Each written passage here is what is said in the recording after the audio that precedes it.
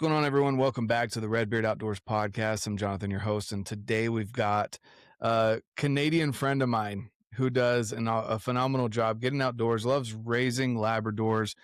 He has a phenomenal gig playing with dogs all day, essentially, is what he does, and trains them a little bit, No, but in all reality, we got Trevor Trifaux here, and I just learned how to pronounce his last name, so hopefully I didn't butcher that. But Trevor is a fellow, well, actually recent First Form Outdoors Legionnaire and affiliate here with First Form. I wanted to bring him on the podcast, not just because of that, but he loves getting outdoors, guys, and he loves training dogs. He's got an awesome looking. Obviously, you're putting the highlights out there, but your life looks fantastic up there in Canada.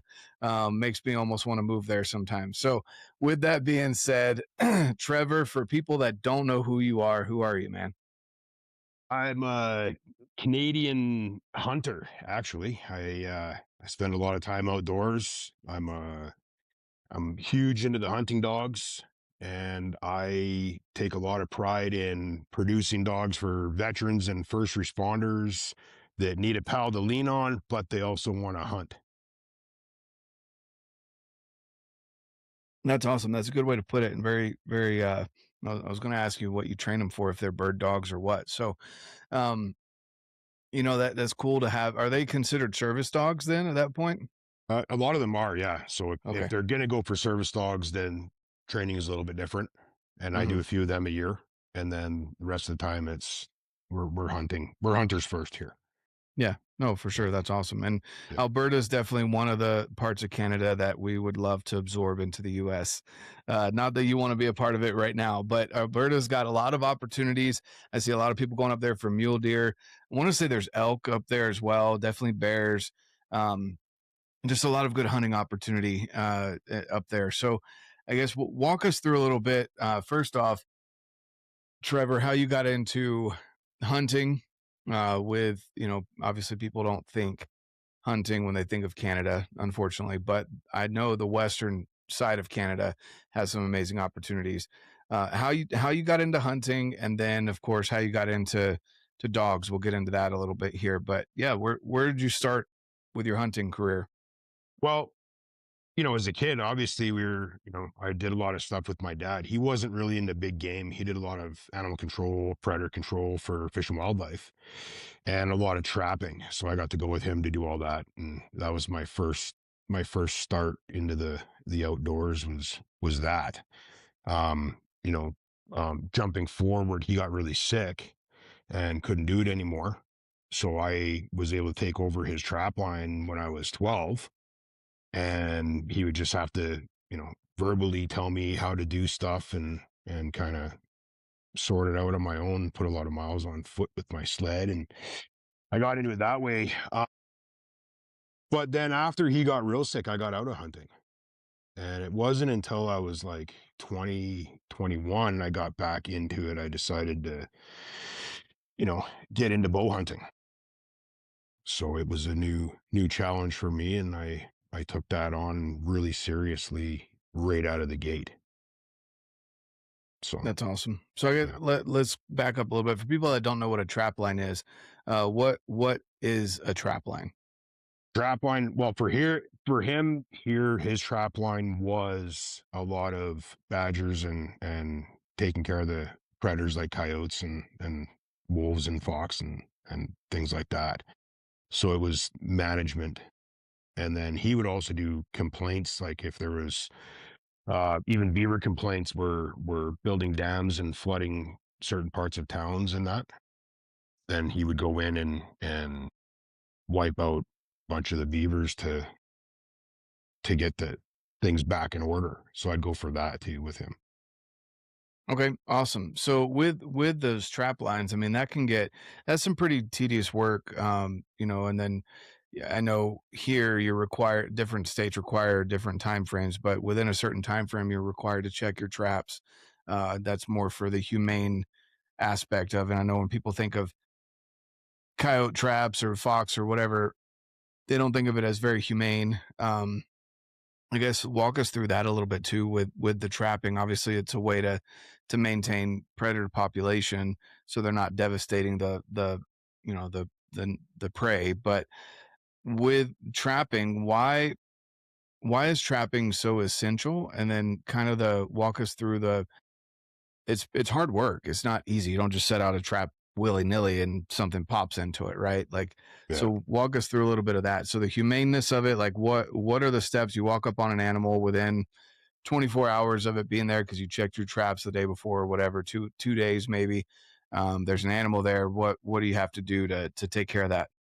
Well, the way we did is we would use a lot of leg hold traps, so you would have to check them every single day, Hmm. and we would check them every morning, and you'd walk up, and if there was coyotes in there or something, we would dispatch them. 22 would be the way to do it. Mm. And with wolves up here, they can get their packs can get pretty strong, and you know you could have a bait pile, and you would put a leg hold trap within, maybe 12 feet back from the gut pile. So birds aren't getting in them and setting them off. But once the first wolf gets into that leg hold, the pack would scatter through the trees through all their trails, and there would be snares in every trail. Like Mm. you could almost trap an entire pack at the same time. Yeah. So, but I mean, they get really strong. Like, if you got a pack that's 18 or 20 strong and they're just wiping out the elk population, it's a real thing, right? Yeah, no, for sure. That's it's something that a lot of people don't think about, especially when I feel like there's a lot more uh, marketing. I would put it as marketing for anti-hunters. They do a lot more marketing than hunters do to show how wolves are cute, cuddly, the baby wolves, like all this stuff. What they don't realize is their wolf populations can explode because it's not just mom and dad in the pack breeding. The alphas breeding multiple females in the pack, and they can have multiple litters at one time, and so that can just explode a pack size within a year, let alone multiple years. And then they break off. Obviously, the alphas, fight for control, and then they break off and get their own packs, and it grows so rapidly for wolves. Coyotes are very similar um, in that aspect. So it is important to have trap lines. So within 24 hours, which in my opinion is good, like you're not making the animal starve to death, essentially. It's probably the traps are not very comfortable. But outside of that, it's humane in the aspect of you're not leaving them there to starve to death. You're going and taking care of them, as quickly as possible. So that's good. I've always been interested. So outside of just trails, because you can have a game trail that's a deer trail, elk trail, sometimes cattle trail. How do you determine a predator's trail versus a non-predator trail? Don't they're using the same trails, right?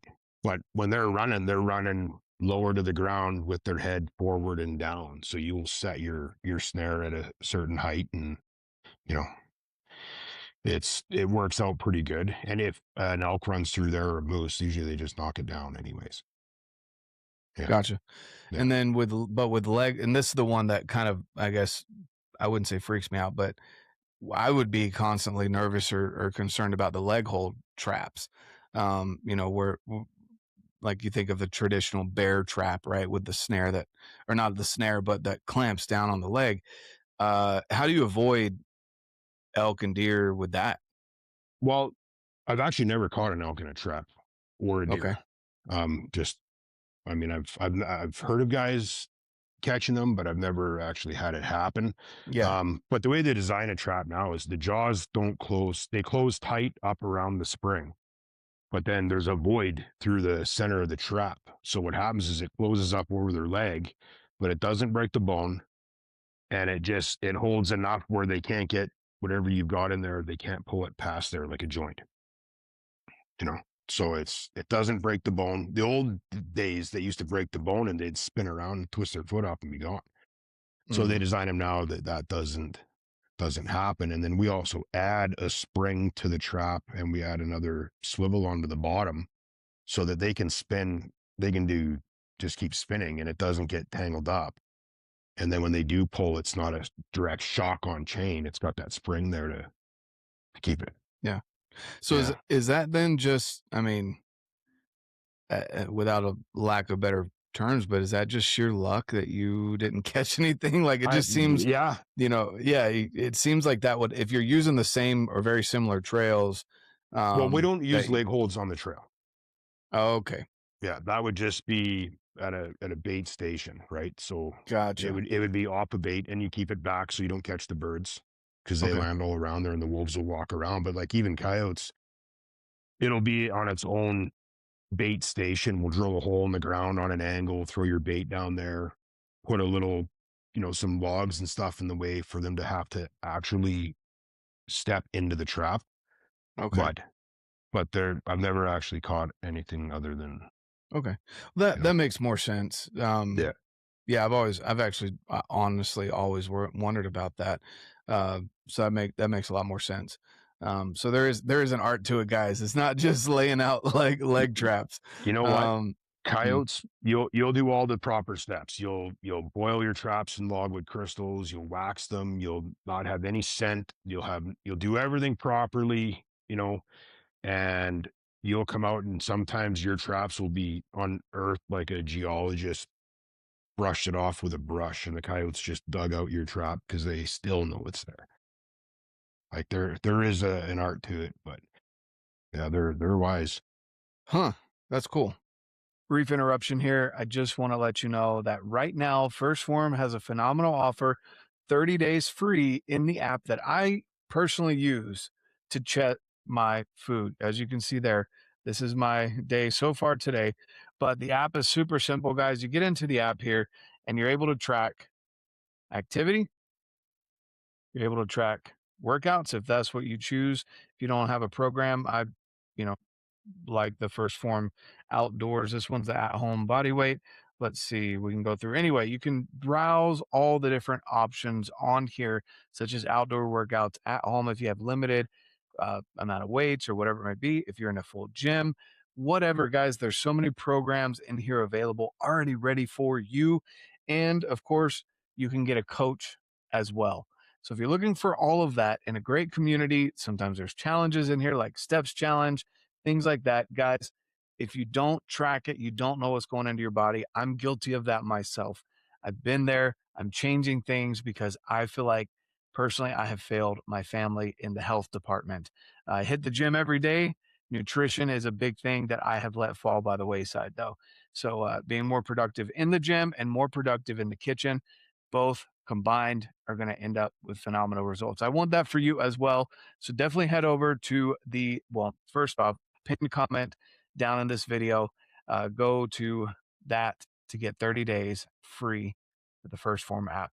Thanks so much, guys. Now let's get back to the show. Hmm. I never thought about that. That's awesome. It makes sense. I mean, it's a foreign object, and I mean, our dogs go sniffing at things that aren't normal, right? So I can only imagine that it's like, it's weird to kind of personify these animals, but at the same time, like your wind, we'll just go to hunting in general. Your wind could be right. All the things can be right.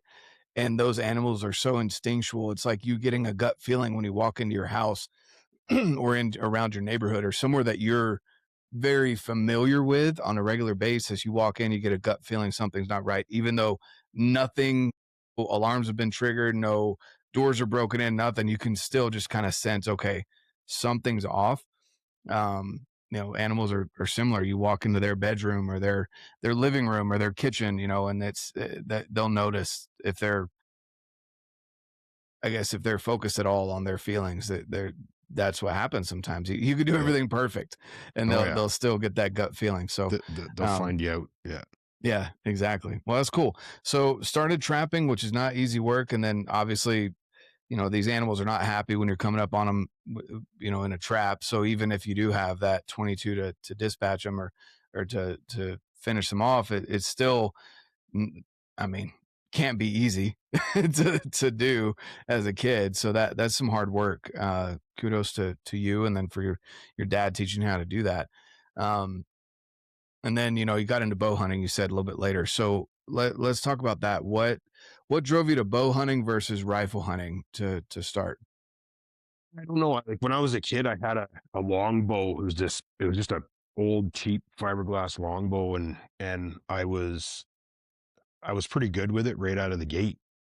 Like and I enjoyed it, and I didn't know what I was doing, and I figured I'd get back into hunting, and it seemed to be, you know, I wanted the challenge. I watched videos on YouTube, and I'm watching guys, and I go into a sporting goods store, and I see the new compound bow, and I was just like, that thing is super badass, right? So it was part of that too. I think it was, Yeah, you know, pretty cool to see the new gear and everything. And it just took me, I needed the challenge. yeah, for sure. So do you start with a longbow, or do you start with your as you get a compound and start with So that hunting? I started with a Tomcat. It was compound bow. And I got out and didn't know what I was doing. And it was a horrible couple years of nothing. And it was just it was tough. And I just, even though I wasn't getting anything and I didn't know what I was doing, I was highly addicted to it right away. Yeah. You know. Wow. No, and that's and there's something about it.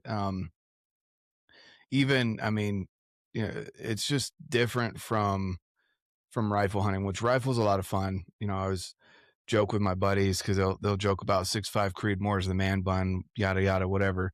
But I'll just tell them that long range shooting, whether it's archery or rifle, is the real man's golf. Is what I always tell them. It's just so much. There's just something about it, especially when you're shooting suppressed with a rifle, or you're shooting long range with a bow. 100 yards, even 80 yards, but 100 yards plus. I mean, it's awesome to watch that arrow fly. And so and then the time of year that you get to hunt with a bow, which I know whitetail hunters, you go well into February, and it may not be as beautiful weather. It's definitely not as fun to sit up there and freeze your butt off in a tree stand, but September, October timeframe with a bow is just, it's awesome. You get to be in the mountains or wherever you're at, watching the trees change color, watching the sun set and rise on the mountain. Like, there's just something about those in the fall with a bow in your hand that's just different. You can't really put words to it. No, I was fortunate enough this year. I got, for our archery season starts August 25th, so it starts early. It's hot, and I got to start this year. I did a lot of time hunting. Like I went. I started late actually this year. I started September 2nd, but I was out right through till November, so I got to see the leaves change, drop, the snow fly, everything. I got to be there for all of that for this year's hunt, right? Or last year's hunt, sorry. Yeah.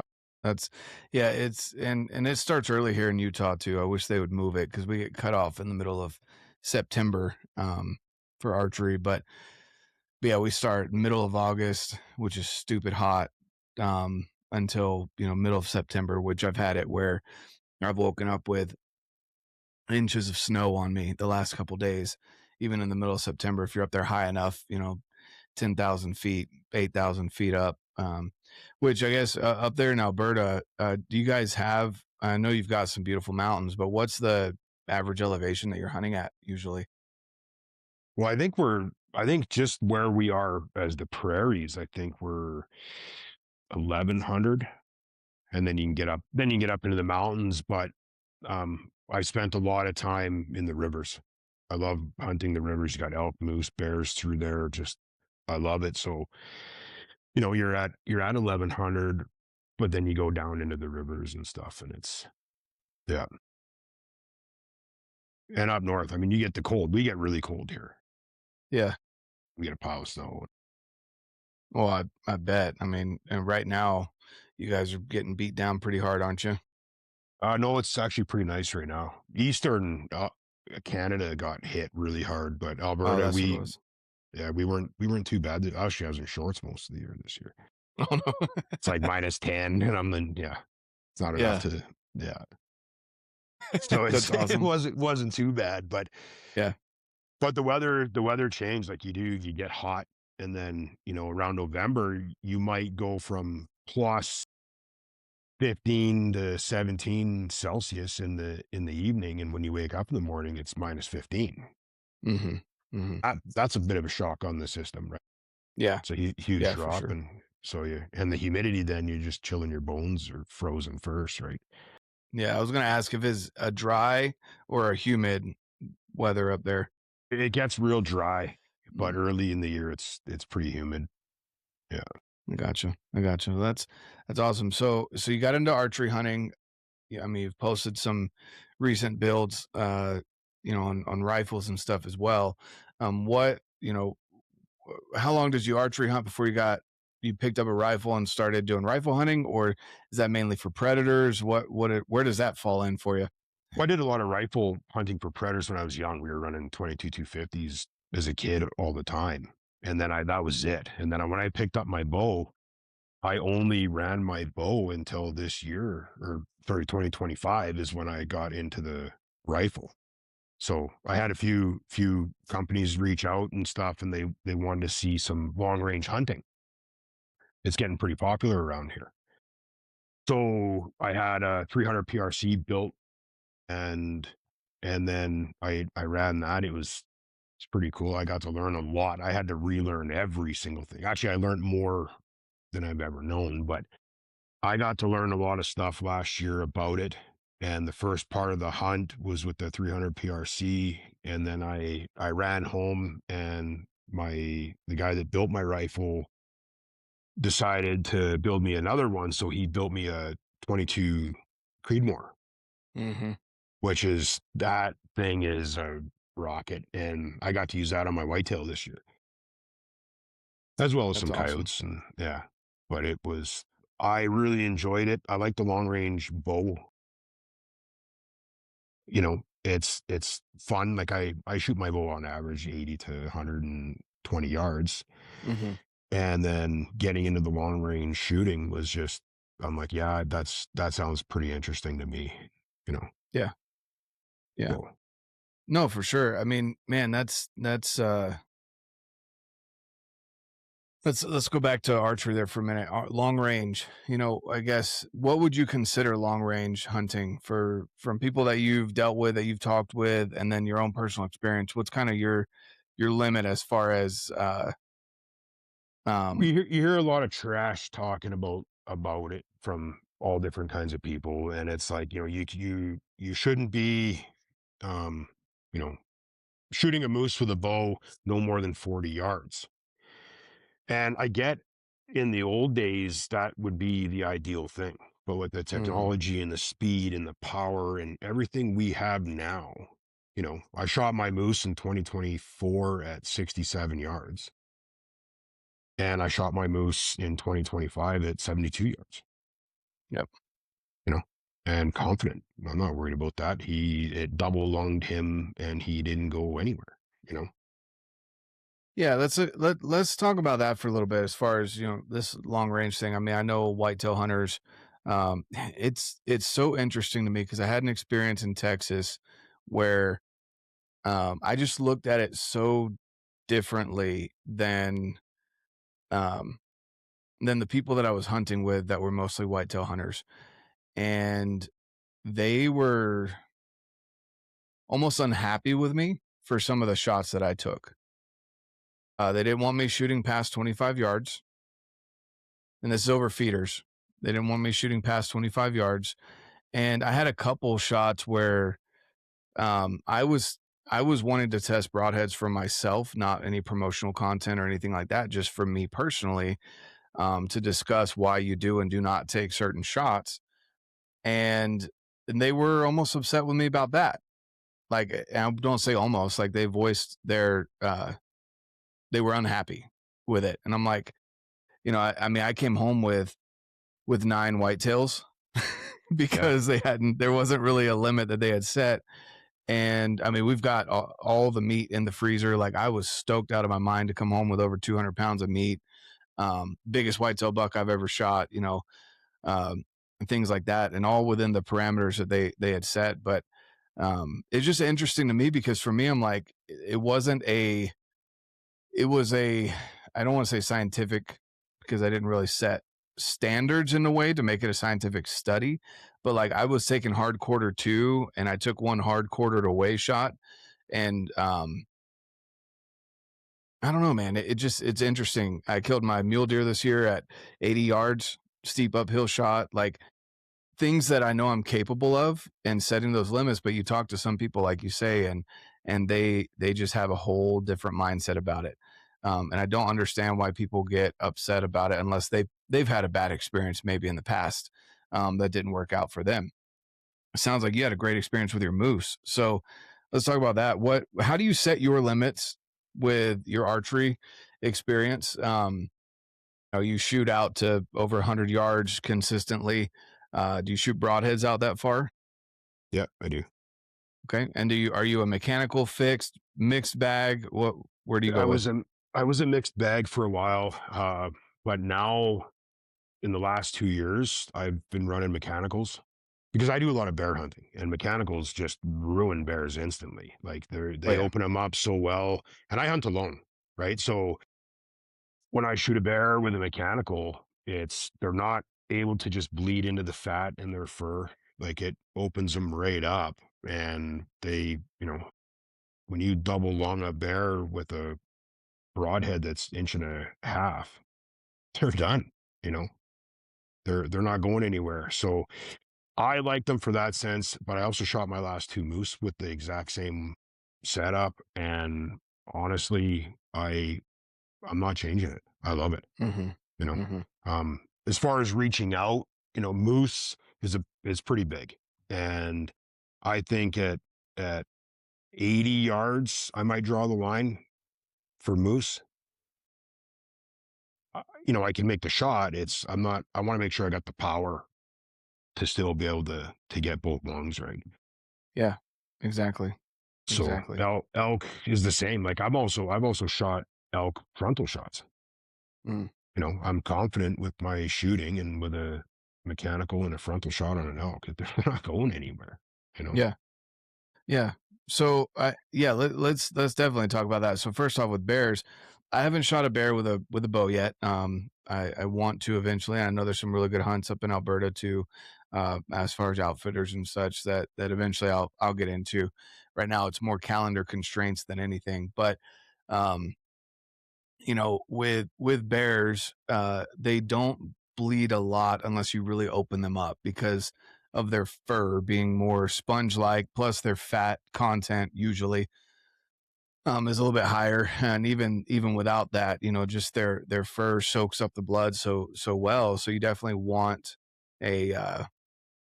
want a good opening broadhead. I'll just say from my experience with the rifle shot, it was like a 200-yard shot, super steep downhill, and the bear didn't even go, I don't know, 20 yards at the most, and I watched the bear pile up, get over there, and I'm just trying to see what the blood trail looks like. I know where the bear is, but um, I'm like, there really wasn't a lot of blood. I had to find like little tiny splatters here and there. And this was with a 7 PRC. So I don't know if it didn't have time to completely open up or not. Just going through the bear at 200 yards. But, I had two holes. It was good blood where the bear died, but just the 20 yards ish that the bear tumbled downhill, there was like no blood. So that's been my one experience. I hear that from a lot of people that use fixed heads, single bevel, two blades, things like that. And so with your experience, you go with a 1.5 inch or even bigger on bears. Yeah, 1.5 is what I use. And I don't hunt bears over bait. I spot and stalk. Mm-hmm. And I'm into I think I've got 24 bears now with my bow. So it's my experience with it is no, they don't start bleeding right away. Their fat does absorb a lot of it. Their hair does absorb it. So if they did take off running, you're not going to get a blood trail right away unless it's coming from their mouth, right? So you might get a little bit, but as they get further away, the blood obviously starts to come out more. Black bears, when you shoot a black bear, they'll spin around and take off into the thick cover. And like 9 times out of 10, dare I say 10 out of 10 times, they'll run in and do a big J hook back. So they go in 40 to 60 yards, do a big J hook if they make it that far. So if you're looking for a blood trail, but you can't find one, go in 100 yards, hook her to the right and start coming back. And chances are he's going to be piled up in there dead or alive, you know? So it's, yeah. That's And that's why I awesome. like the mechanicals. Hunting alone, I don't want to have, you know, an issue with it. You know, I want to make sure that I've got a good shot, and I know when I go in there, he's toast. Yeah. Yeah, for sure. What mechanicals have you used and which ones, I guess, give me your top 2 that you like for bears? For bears, well, I tried the Beast broadhead, which I think it's a tough broadhead and it's great, but I went with a cheaper one, like a Rage. Last year's been using the Rage, and like for such a inexpensive broadhead, that thing has has worked so well for me. So and I'm not connected with them in any way. It's half the price and it worked better, Yeah. you Yeah, know? yeah. Have you tried Mega Meats? Not yet. No, What about Evolution Whitetail Furies? no, I haven't tried them. Okay. All right. Well, I I'm think I'm if like I get set in my way right away, and I'm yeah. whatever's working. I don't mess with like my arrows. I've been running the gold tip Pierce Mm, for a long time, and I think that micro arrow. I use the same setup on every single animal that I hunt. yeah. That's awesome. I mean, that's it's cool to hear that. I'm kind of drifting more towards that myself because it is tinkering for the sake of tinkering isn't necessarily the best. Tinkering to try and find something that works maybe even a little bit better.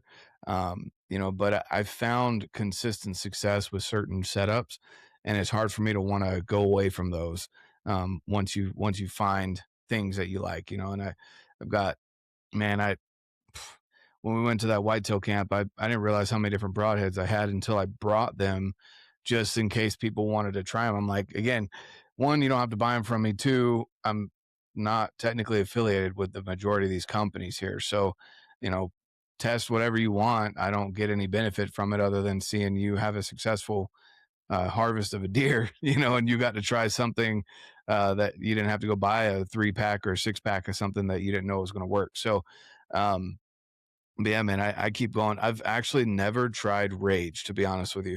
Um, the 3 mechanical I say 3, Evolution's mechanicals, whether they're the Whitetail Fury, which I will use on bear, whenever I hunt bears, with a bow, or or whitetails or mule deer. Those Whitetail Furies are, man, I think overall cut, they're pushing 2 inches or more overall cut. I've never had an issue. Like I said, the biggest buck I've had to date for whitetails, died right beside my blind. Hopped out of the feeder area and hopped out and died right beside my blind. I've always had good blood trails, and then mega meats too. Man, they leave. I mean, you can almost put a fist through some of their holes that they leave. And that's what you want. You want, again, for you. You found Rage works, and that's awesome. Um, I've heard other people that are like, man, I tried mega meats and it got stuck in the shoulder, yada, yada, whatever. Everyone's got a bad or good experience with different broadheads. Rage has been around for decades. And so there's so many bad and good experiences with it that you just got to try it for yourself and figure out what works. So that's good. So you use Rage on elk, deer, bears, everything. Yeah, well, this is my first year, or it was my first year hunting deer actually. Okay. So I shot my first whitetail. I got 3, but I shot my first whitetail in 2025. It was, Wow. and I didn't even use my bow on that one. Actually, it was that was part of the long range stuff that I was Hmm. doing. So, but the Rage, I I mean, I've got videos of the moose that I shot, and I pulled that arrow out, and the arrow is broken, but that broadhead, I can use it again. It's still fully Wow. intact, you know? So, yeah, I do like that arrow or that Yeah, arrowhead, for and sure. then the pierce is such a micro, it's good for wind, rain, everything, and it'll punch through, so that's my setup. I'm not messing with it. Yeah, for sure. And that's a screw in broadhead, not a glue in. Yep, screw it in. I'll put some string wax on the threads and thread it in, and I think everybody's doing that and works great. Awesome. Cool. Well, I like that. I like hearing that. So, first whitetail experience this year. Have you ever hunted mule deer? I've got one mule deer, but it's a draw. I'm still into another draw for that. I think I'm 5 years in on around a 9 year draw for mule deer. Wow. All Yeah, right. we have some monsters up here, so I'm excited for that one. Yeah, no, that's awesome. So even as a resident, I mean, you've got the draw. Do you have any what over the counter tags do you get? Or I'm not sure what they call them up there, but where you can just go and purchase them. Everything. I can get, for if you want to do general moose, most areas you got to get a draw. But for archery moose, where I go, I get my moose every year. And then I can get my elk tag every year. It'll be for general or archery. The archery it'll just go into general once archery's done. But once you got your bull tag for elk, you can also get a supplement cow tag. Yeah. Wow. So I've Man, got I wouldn't those. hunt I wouldn't hunt deer either if I could get a moose and an elk every year. Frick. Lots, yeah. So I get my moose and my elk and my bears every year, Hmm. So it's the only reason I took on the whitetail was just to do some of this long range stuff. But now I'm so into whitetail that I'm more excited for that this year than ever. It was a great experience, and the meat is unreal. Yeah. Yeah, I can't agree more with you on that too. I've still got to take care of some moose. We've had it for a while now, but luckily, you vacuum seal things. They don't tend to freeze dry or get freezer burned. So had it for a while. It'll probably turn into just a roast meat because that's always easy. Throw it in the crock pot or the Instant Pot, and you can make just about anything taste good that way. But honestly, I mean, for me, having had bear, moose, elk, whitetail, mule deer, and pronghorn, which do you guys have pronghorns up there? Yeah, absolutely. You Yeah. do? Okay. Having all of that, I mean, I personally, elk is still by far my favorite. Um, pronghorn's right up there though with whitetail, actually. So have you ever hunted a pronghorn before? Not for years. I did that as a kid with my dad, but I haven't. I was thinking about getting into that this year again Yeah, as that well. 22 Creedmoor will smash a pronghorn. Yeah, I was gonna use my bow on it. That is what I was Okay. thinking. All right. But I wore the 22. Maybe I'll bring a backup just in case. Yeah. Yeah, man. I mean, the closest I've ever gotten to a pronghorn when I wasn't in my truck, because it's hilarious when you're driving by them on the highway and they don't give a crap, but the moment you stop, they bolt. And so the closest I've ever gotten to them on foot is like 300 yards. I've never really tried to get closer than that, honestly, but man, yeah, the amount of meat that you get for the amount of effort, unless you're sitting water, for me, I'm like, I'm just going to stick with my rifle personally for a while. Anyway, I want to fill the tag over getting it with a bow, but that'll be fun, man. It'll be fun. You You know know, what I noticed with them is when we're hunting geese, is we are over water, and the antelope will come right in mm, to the water while you're sitting in your blind hunting birds. And I'm yeah, like, I could whack him right now with my bow. And I think that's the way I'm gonna try and do it hmm, is just be patient and sit in my duck blind and see what happens. I think that'd be a cool way to do it. We got some yeah. monsters up here too, so Yeah, and I agree. I mean, sitting water is one of the better. The people that I know that are pretty successful with pronghorn are sitting water. That if you want to go for the experience, yeah, spot and stalk is fun, but sitting water is definitely more successful from what I've seen from people that hunt them pretty consistently. Um, With a bow. plus, oh, go ahead. No, with a bow though. Yeah, with a bow. Yeah. Yeah, yeah. Yeah, I mean, this last October, you know, it was about filling the tag with my son with me. Um, you know, so we drove around the entire unit. There was a lot of private. Of course, all the pronghorns were on private. Uh, and so just getting to, I think we got to 450-ish yards. The wind was blasting. I saw the storm coming in. I finally got permission from the landowner, and it was just the biggest doe I could pick out of the herd, and having my son there with me and making him drag it out with me. Um, you know, that was the experience I was looking for there. So again, it kind of all boils down to experience that you want to have. So all right, talked a little bit of archery setup. Do you have kids? Yeah, I have a son. I have a 14-year-old Awesome. son. Yeah. Awesome. That's a Yeah. fun age, man. I say that about just about every age, but 14, I mean, they're starting to figure themselves out and starting to become, you know, maybe challenge you a little bit more as a man, but at the same time, they're still learning from dad. So how is that going for you? Well, he's that guy, you know. So it's me and him. I have full custody of him. Yeah. And Okay. I've had it for years. So it's just been me and him have been team one. And, you know, he's gonna be 15 in June. I'm 5'9", he's 6 feet and lippy. And I'm like, I'm gonna beat this guy while I can because he just doesn't shut up. He knows everything. And, you know, yeah, me to death. But it's been fun. He's a really outdoors guy. He loves fishing. He goes on foot. He'll hike into some crazy spots on his own, or he'll mountain bike in, and he's really good at it. And he's a haywire dude. We get along great. That's awesome. That's awesome. So, I mean, have you been taking him on your adventures with you just since he was little? Like, how did you introduce him to where? Because I know there's a lot of parents out there that, You know, you know, the screen time and everything else can kind of, it's easier to do than to bring kids along with you, um, on your adventures. So, what have you done that you've seen is successful to get him to where now he wants to go out and do it even without dad and wants to go have his own adventures and, you know, hike in, mountain bike in, and go fishing? so he's never been a screen time guy. Like he's a lot like me. His ADHD kicks in and he's got to go now, right? So we're outside. He's been outdoors his whole life, dirt biking, sledding, all this from when he was you know, could walk.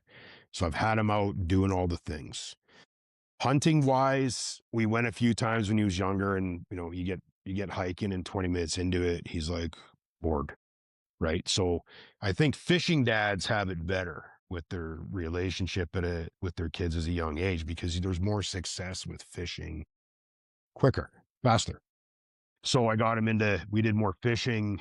And once he started catching some trout, the addiction took over. And I've watched him just, you know, it's who he's become now. So, not much hunting with me yet. We're gonna get into that. I think I'm hoping this year I want to get him his first bear. And I think that would set the pace for him to get into the hunting side of it more. But he's into the fishing and water and that stuff. That's awesome. Does he Yeah. prefer, you know, fly fishing or you know, a reel? Like, what does he like to do? Yeah, everything. So I got Okay. him a fly rod. He got really good with that, but then he got into tying his own flies. And once he started that, then he's like, I caught this with what I built, which he really enjoys that. But now he's more into he wants to catch big pike. So he's got his spinning reels and his bait caster's the new one. Loves his bait caster. And he caught a 43-inch pike out of the Bow River behind my house, and we didn't even know there was pike in there. The Bow River's known for world-class trout.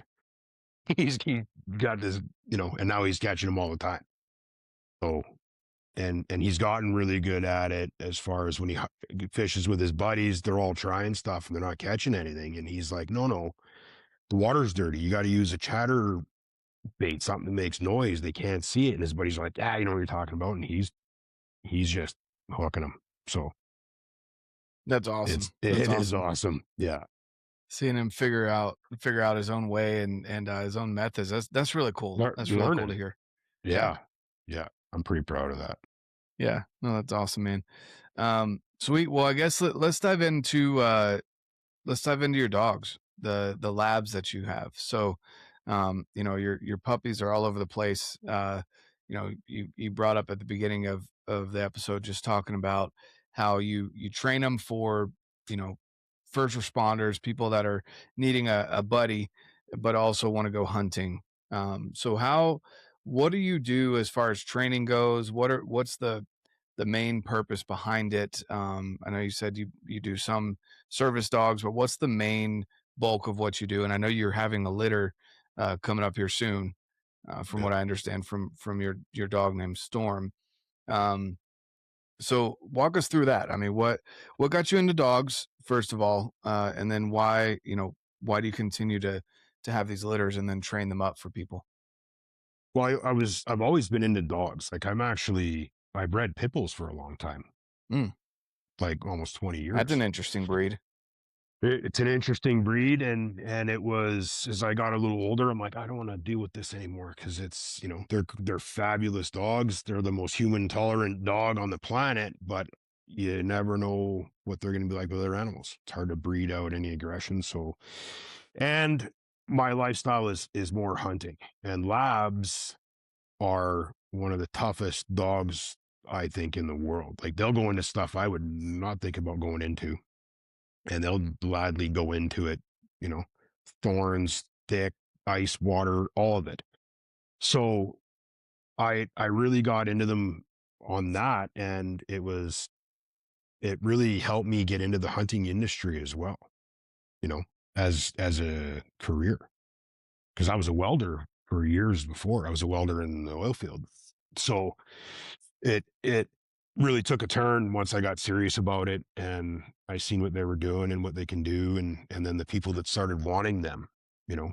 So that's how I got into that. And the process for it is I like to get some of these veterans a dog that need a pal to lean on emotionally or physically. And the dogs are really a big part of that. And these men and women want to hunt. And I love doing that because the freedom we have, I would never be able to do what I'm doing without any of the sacrifices that they made, right? I'm not military. I wish I could say I was or I had been, but I'm not. And it was never a thing in my community or house or anything, right? So, but without them, I wouldn't be doing any of this. And I want to give back any way that I can. And it's very hard for them to get a dog like this, where the dog is a service dog and a hunting dog, because they need that off switch and they need everything, right? So this is why I do it. And there's no funding for this either. This is all on me. So I train the dog, and I have a list of people that gets longer and longer that are looking, and they give me their backstory, and we go about it that way, right? I try and make sure I can get one or two people a dog a year, and I'd like to up that, but it's this is the way it is right now. So Yeah. So you have a litter and then you select a couple dogs out of that litter and then you sell the other dogs as just standard. I don't want to say standard, but as puppies, and then you keep a couple that you train. Is that yeah, what I'm understanding? yeah, yeah, that's exactly right.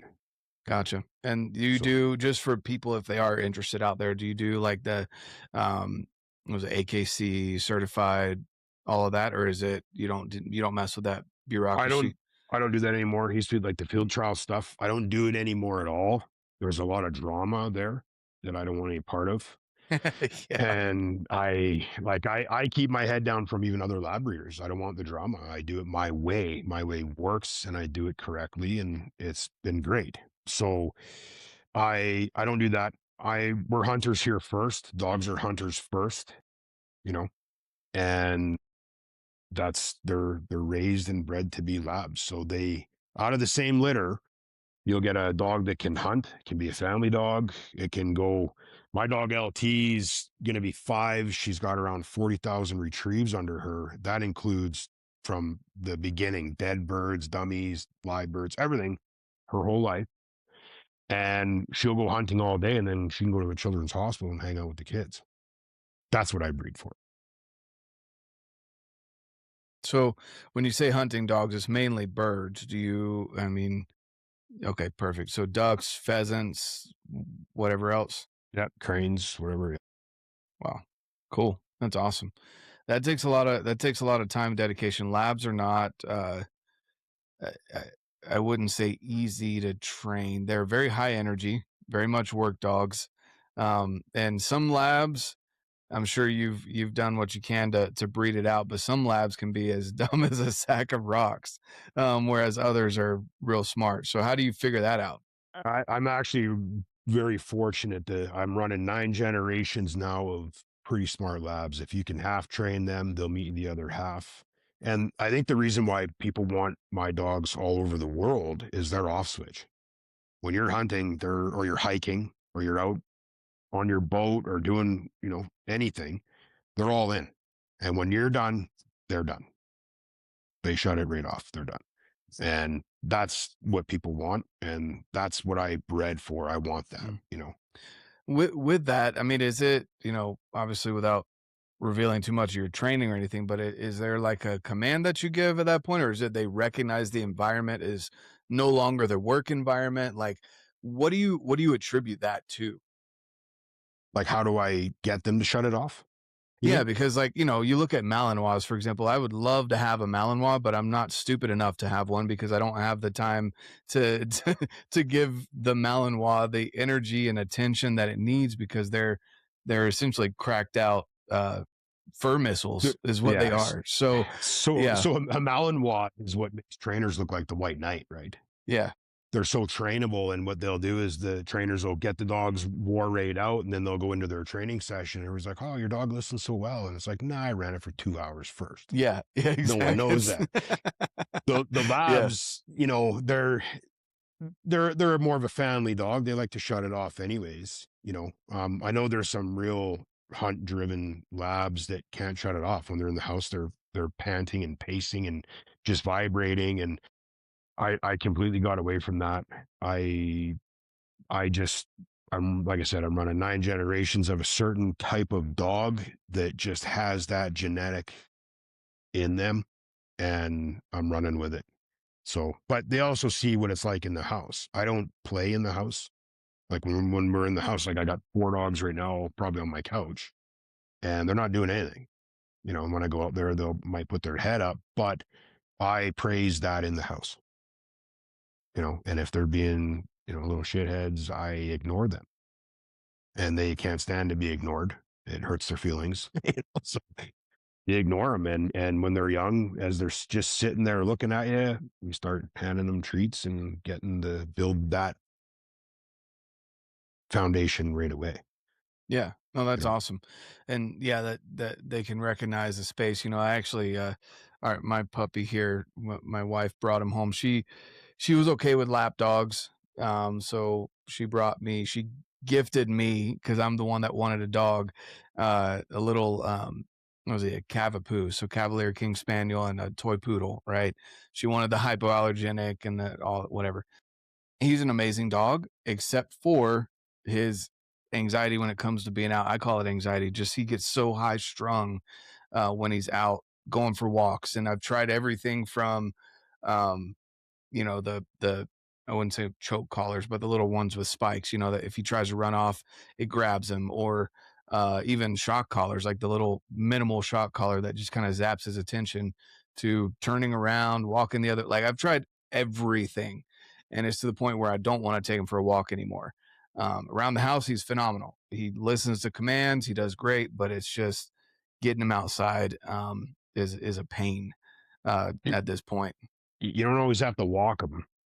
If you had a spot where they could just air out, you can go Mhm. let them run around and do whatever stupid thing they want to do, or maybe they want to chase a ball or something. Just air them out, let them run, and get them to, when they come back, hook them up, and then they're in the house and the yard again, right? Like walking is it's not always the way to go, Yeah, yeah, because if it's not yeah, and we fun do. for you, it's not fun for them. you know? Exactly, and I tried to take them on my rucks and stuff like that, and it became more of a chore than me getting my workout in, and so, yeah, and then even in the backyard, like, if the neighbor's dogs are in the backyard, he runs to the fence and paces, and I just yeah, trying to figure that out. Yeah, to the A, point a where I lot might of that, actually a lot of that is talk to the breeder. They may have a solution for that. They may have seen that for years and years and years, and they might have a technique for you to chill that out. yeah, yeah. Yeah, we're to the point where I might need to call Caesar.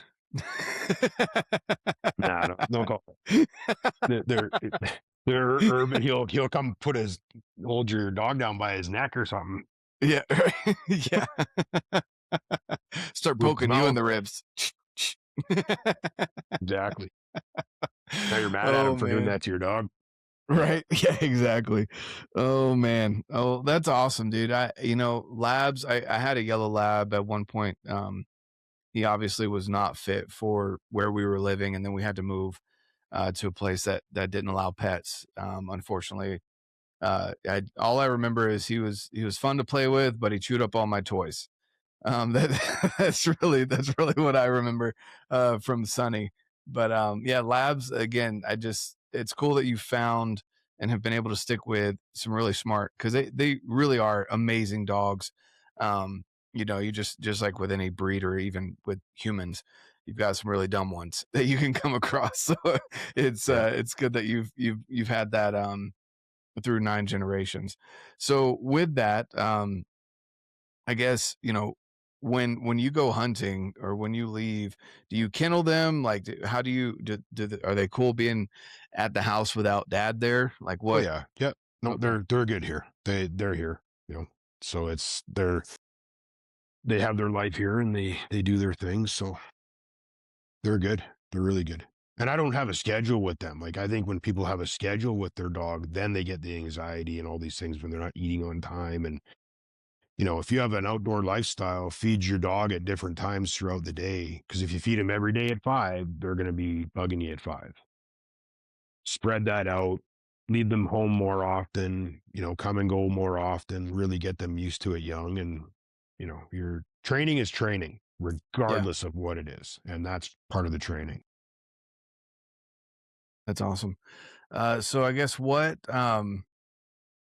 transition a little bit here into first form. So you've started your journey with which you used first form products before, but now you're officially part of the first form outdoors crew. Um, Talk to us a little bit about that. Why first form over other products? And I know people have heard it enough from me that I've been around for 6 going on 7 years with first form. But why first form for you? Well, I was with another company before and it was great. But and I've had other companies approach me for stuff, but I don't like the direction that a lot of these companies are going, where First Forum is they're they're about community. They're pumping each other up. They want to see you do well. They want to help other people. And this is right up where I am. Like I want to, be a part of people's success. Like I'm in a huge calorie deficit right now. I'm helping some people lose weight.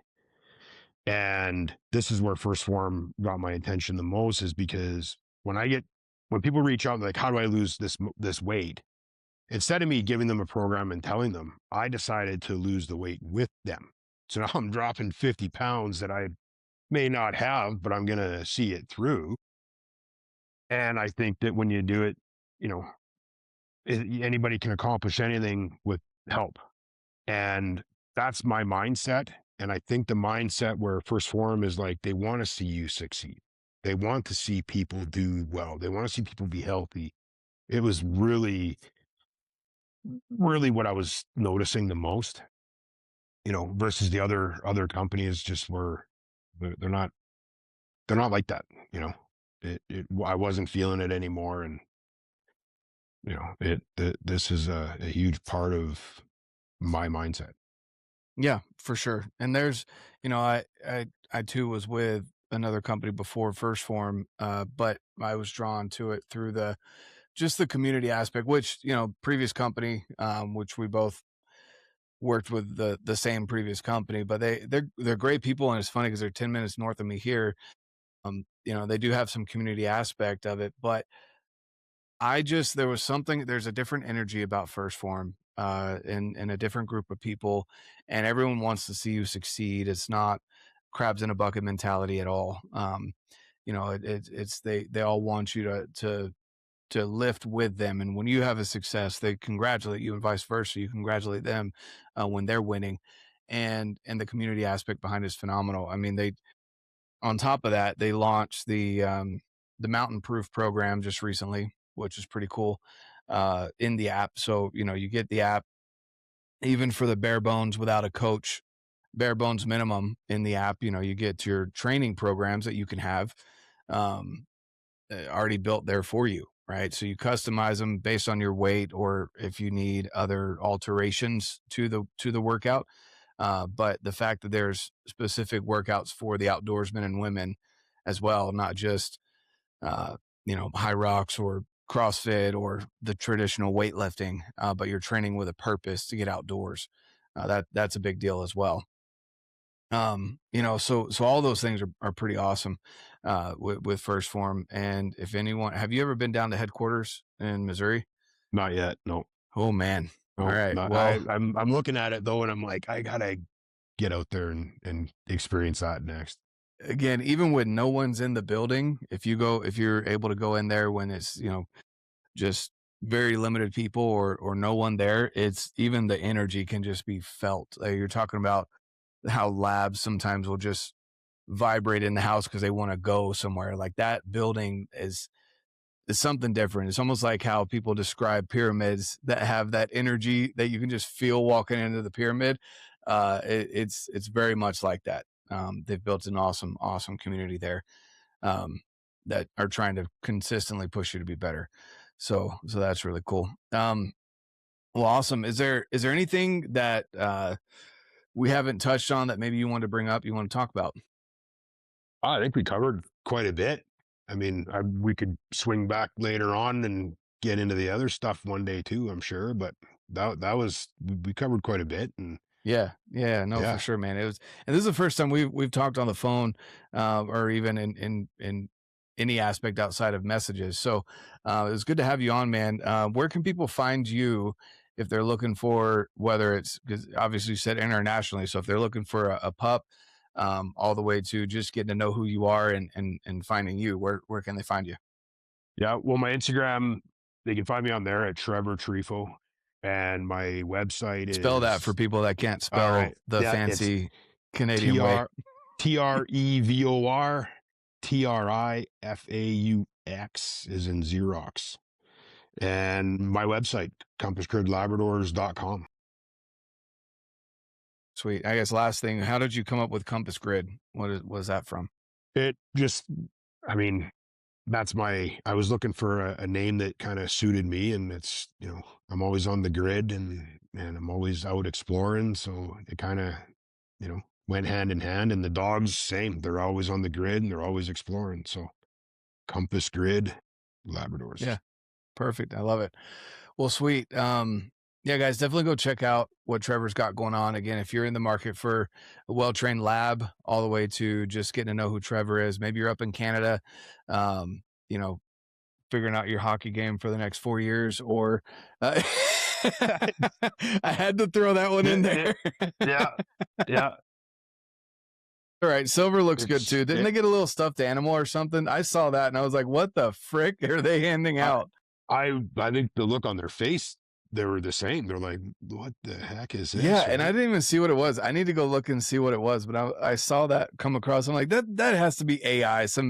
Boy, there's no way they're handing out stuffed animals to second place for because they feel bad like that. I don't know. They should have just given them maple syrup or something. That would have that would Yeah, have helped them drown their sorrows. Or yeah, you know what would have the, been better is a thing of maple syrup, but made in the U.S. and a moose stuffy. Like just give them yeah. a Add the more insult to the injury, I guess. Yeah. Yeah, they got kicked off instead of their high horses, they got kicked off their high moose. And But no, at least they didn't get spanked. It was a really yeah, good it game, and was a good game. It was a good yeah, game. yeah. Um, but anyway, enough with the Canadian jabs. Um, with that being said, guys, in all reality, go check out what Trevor's got to offer. He's on a weight loss journey, fat loss journey. Which again, if you're 5'9" like me, I mean, I've got some weight I'm working on losing too. Just to get down into hunting shape and trying to stick around longer for the kids, man. That's really what it boils down to. So definitely go follow along with Trevor. I will leave his stuff linked down below. And again, if you want a good trained lab, definitely go check him out. So with that being said, thanks again, Trevor. And like I always say, guys, get out, live your life, and love it.